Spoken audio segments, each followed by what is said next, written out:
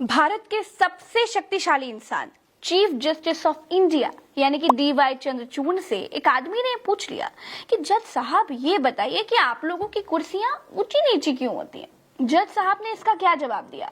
जो चंद्रचूड़ लोगों से जवाब लेते हैं, आज वो जवाब क्यों नहीं दे पा रहे थे। इस सवाल के बाद उन्होंने क्या किया और क्या है इस सवाल का जवाब कि जजों की कुर्सियां ऊंची नीची क्यों होती हैं। आज के इस वीडियो में हम जानेंगे कि जजों की कुर्सियां ऊंची नीची क्यों होती हैं और इसके बाद DY चंद्रचूड़ ने बढ़ई बुलवाकर कुर्सियों की टांगे क्यों कटवा दी थी। नमस्कार दोस्तों, chief justice of India DY Chandrachud इस बार 21 मई से 2 जुलाई तक गर्मियों की छुट्टी के दौरान ब्रिटेन में वो थे। वहां एक कार्यक्रम में पहुंचे। भीड़ से एक दर्शक ने पूछ लिया कि चंद्रचूड़ साहब ये बताइए कि सुप्रीम कोर्ट में आप लोगों की कुर्सियां ऊंची नीची क्यों होती हैं। अब चंद्रचूड़ साहब हैरान रह गए कि मैंने तो इसके बारे में कभी सोचा ही नहीं। दर्शक ने कहा कि सर, मैं सुप्रीम कोर्ट की सुनवाई ऑनलाइन देख रहा था, उसमें मैंने देखा कि आप लोगों की कुर्सियां एक जैसी नहीं होती हैं। ऐसा क्यों होता है? आप लोगों की क्या पोस्ट के मुताबिक कुर्सियां छोटी बड़ी होती हैं? चीफ जस्टिस ऑफ इंडिया ने कहा कि कुर्सियों की छोटाई बड़ाई का पोस्ट से तो कोई लेना देना नहीं है, लेकिन चंद्रचूड़ के पास इस सवाल का कोई सटीक उत्तर उस समय नहीं था। चंद्रचूड़ साहब ने ये बात अपने स्टाफ को बताई। स्टाफ भी दर्शक के सवाल से बिल्कुल सहमत थे, लेकिन उन्होंने CJI को इसका असली कारण बताया। रजिस्ट्री स्टाफ का ये कहना था कि जज साहब, कुर्सियों की अलग अलग ऊंचाइयां इसलिए होती हैं क्योंकि अलग अलग न्यायाधीश अलग अलग समय पर अपनी अपनी कुर्सियों को अपनी अपनी जरूरतों के मुताबिक सेट करते रहते हैं।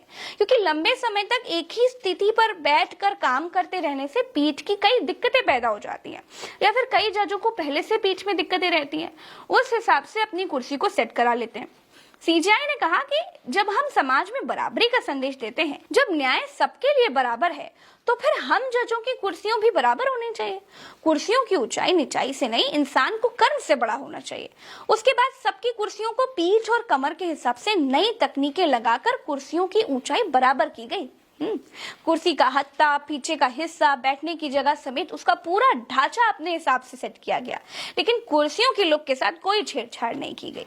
जब अदालतें फिर से खुली तो कुर्सियों को एक बराबर ऊंचाई दिखाई दी, पूरे ढांचे को आरामदायक बनाया गया। दोस्तों, पूर्व CJI NV रमना को ऑर्थोपेडिक समस्या थी, तो उन्होंने उस हिसाब से कुर्सी बनवाई थी। वर्तमान CJI DY चंद्रचूड़ ने भी पीठ के निचले हिस्से की समस्या की वजह से कुर्सियों में कुछ बदलाव कराए थे। पीठ की समस्या से जूझ रहे न्यायमूर्ति सूर्यकांत ने 2 अगस्त को संविधान के अनुच्छेद 370 में किए गए बदलावों को चुनौती देने वाली याचिकाओं की सुनवाई के दौरान कार्यालय की छोटी सी कुर्सी का उपयोग किया था। होता क्या है दोस्तों कि जज अपने केसेस में इतने बिजी हो जाते हैं, कुर्सियों के स्टाइल, मॉडल के वगैरह में ध्यान नहीं दे पाते हैं। इंसाफ की आवाज के आगे किसी का ध्यान कुर्सियों पर कभी गया ही नहीं।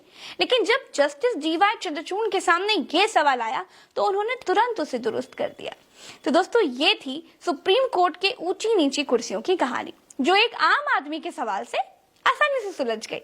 आप भी सवाल करते रहिए, क्योंकि सवाल करेंगे तभी तो सरकारों को अपनी गलतियों का एहसास होगा, तभी तो अनजाने में हो रही गलतियों का सुधार भी होगा। सरकार की नजर में जो सही है वो जनता की नजर में गलत भी हो सकता है, इसीलिए सवाल करते रहिए। सवाल ही समाज को सही दिशा में ले जाता है, एक उत्तम व्यवस्था लेकर आता है।